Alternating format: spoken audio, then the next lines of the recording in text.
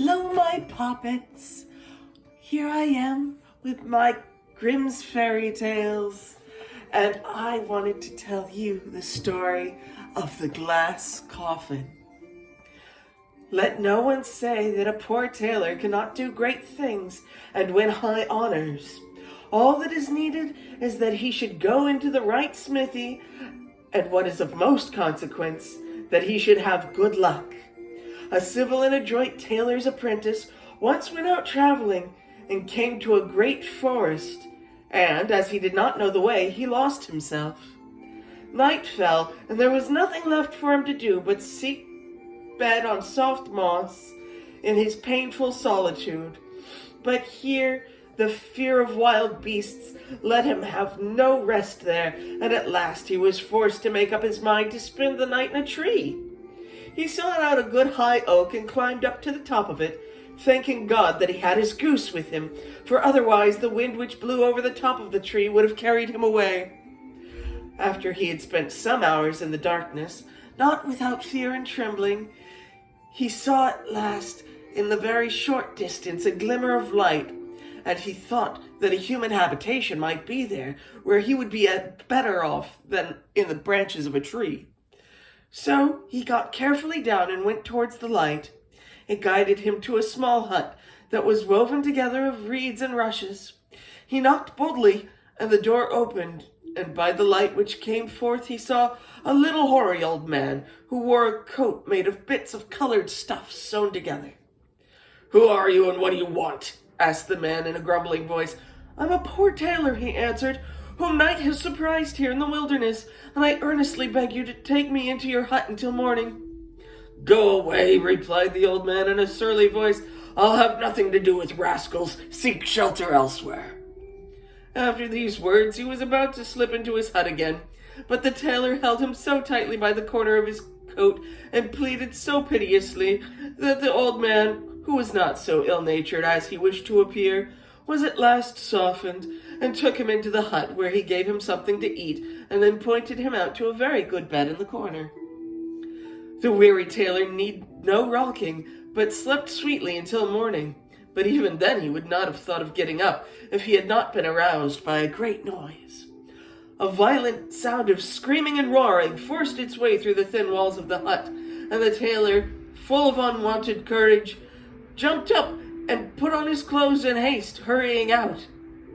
Then, close by the hut, he saw a great black bull and a beautiful stag, which were preparing for a violent struggle. They rushed each other with such extreme rage that the ground shook with their trampling, and the air resounded with their cries.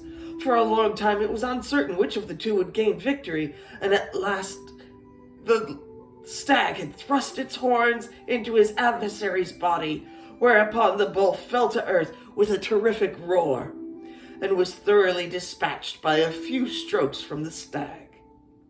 The tailor, who had watched the fight with astonishment, was still standing there motionless, when the stag, in full career, bounded up towards him, and before he could escape, caught him on top of his great horns.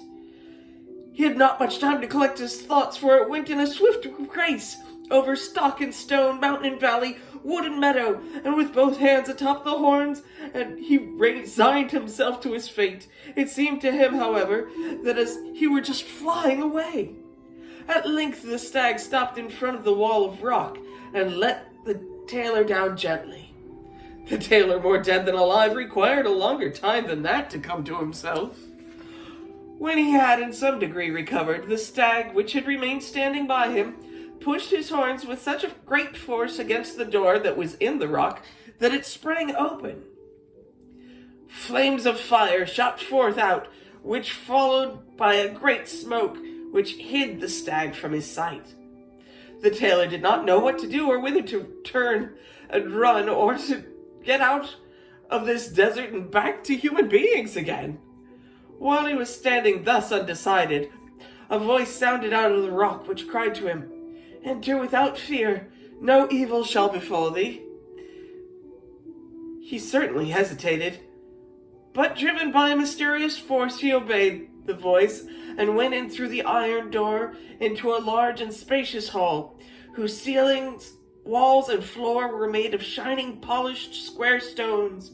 On each were cut letters which were unknown to him, and he looked at everything full of admiration, and was on the point of going out again, when he once more heard the voice which said to him, "Step on the stone which lies in the middle of the hall, and a great good fortune awaits thee." His courage had already grown so great that he obeyed the order, and the stone began to give way under his feet, sinking slowly down into the depths. When it was once more firm, the tailor looked around, and he found himself in a hall in which size resembled the former. Here, however, there was more to look at and to admire. Hollow spaces were cut into the walls, which stood vases of transparent glass, which were filled with colored spirit or with bluish vapor. On the floor, two great glass chests stood opposite each other, which at once excited his curiosity. When he went to one of them, he saw inside a handsome structure like that of a castle, surrounded by farm buildings, stables, and barns, and a quantity of good other things. Everything was small, but exceedingly carefully and detailed, delicately made, seemingly to be cut by a dexterous hand, with the greatest of exactitude. He might not have turned away his eyes from the consideration of this rarity for some time, if the voice had not once more made itself heard. It ordered him to turn around and look at the glass chest which was standing opposite, and how his admiration increased when he saw therein a maiden of the greatest beauty. She lay as if asleep, and wrapped in her long fair hair as in a precious mantle. Her eyes were closed shut, but the brightest of her complexion, and that ribbon which showed her breathing moved to and fro, left no doubt that she was alive. The tailor was looking at the beauty with her beating heart, and when suddenly she opened her eyes and stared straight up at the sight of him in joyful terror. "Just heaven!" she cried. "My deliverance is at hand.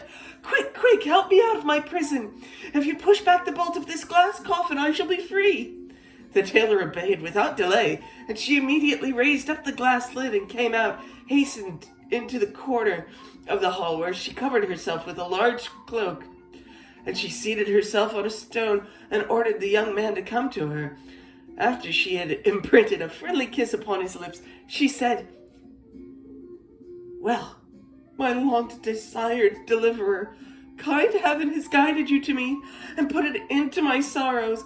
On the self-same day when it ends, your happiness shall begin. You are the husband chosen for me by heaven, and you shall pass your life in unbroken joy, loved by me, and rich to overflowing in every earthly possession. Seat yourself and listen to the story of my life. I am the daughter of a rich count, and my parents died when I was still in my tender youth, and recommended to me in their last will to my elderly brother, whom I was brought up. We loved each other so tenderly, and it was so like in our way of thinking and our inclinations that we both embraced the resolution never to marry, but to stay together until the end of our lives. In our house there was no lack of company. Neighbors and friends visited us often, and we showed the greatest hospitality to everyone. And so it came to pass that one evening a stranger came riding to our castle under the pretext of not being able to get on to the next palace, and begged for shelter in the night. We granted his request with ready courtesy, and he entertained us in the most agreeable manner during supper, by conversation intermingled with stories. My brother liked the stranger so much that he begged him to spend a couple of days with us, to which after some hesitation he consented. We did not rise from the table until late at night, and the stranger was shown to a room, and I hastened, as I was tired, to lay my limbs in my soft bed. Hardly I slept for a short time, when the sound of a faint and delightful music awoke me, and as I could not conceive from whence it came, I wanted to summon my maid-in-waiting, who slept next to me in my room, but to my astonishment I found that speech had been taken away from me by an unknown force. I felt as if a mountain were weighing down upon my breast, and I was unable to make the very slightest sound. In the meantime, by the light of my night lamp, I saw the stranger enter my room, through 2 doors which were fast bolted, but he came to me and said that by magic arts, which were at his command, that he had caused the lovely music to surround and ordered me to awaken, and now forced his way through all of my fastings with the intention of offering me his hand and heart. My repugnance to the magic arts, however, was so great that I vouched him no answer. He remained for a time standing without moving, apparently with the idea of waiting for a favorable decision. But as I continued to keep silence, he angrily declared that he would revenge himself and find a means to punish my pride, and left the room.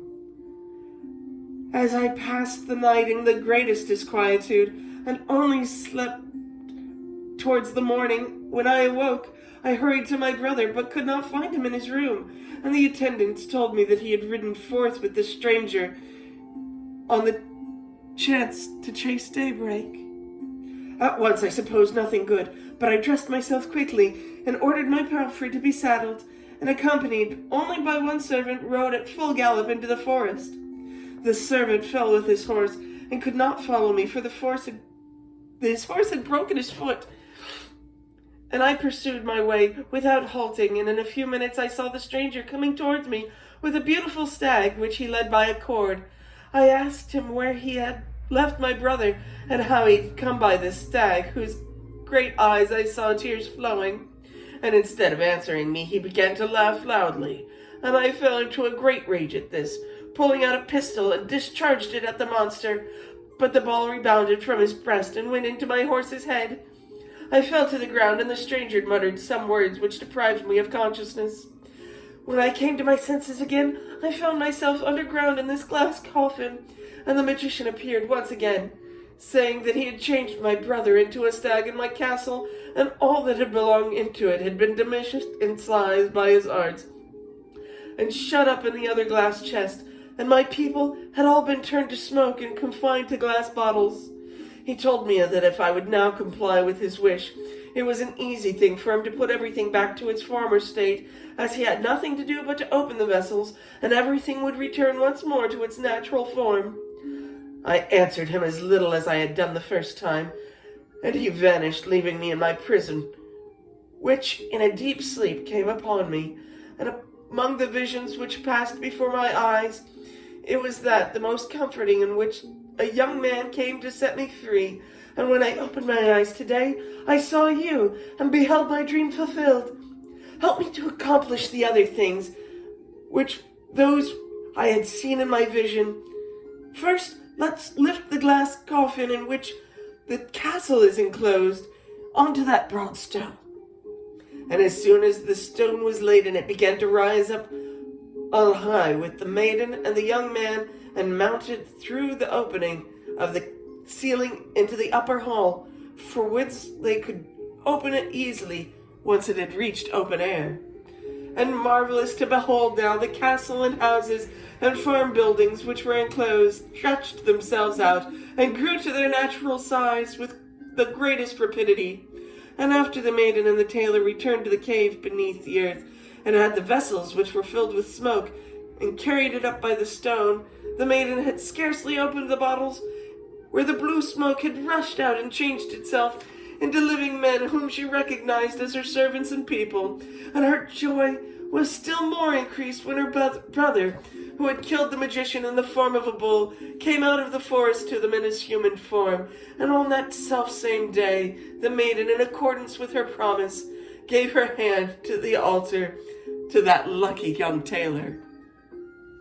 And so, yeah, this story is willing to admit that it takes a great deal of luck and happenstance in order to find oneself given great fortunes. And I like the idea that, no, it's not always through merit, and it's not always through hard work and everything. Sometimes it just takes that little bit of good luck and circumstance to give you the things that just magically appear. And I think that's kind of sweet in its own way.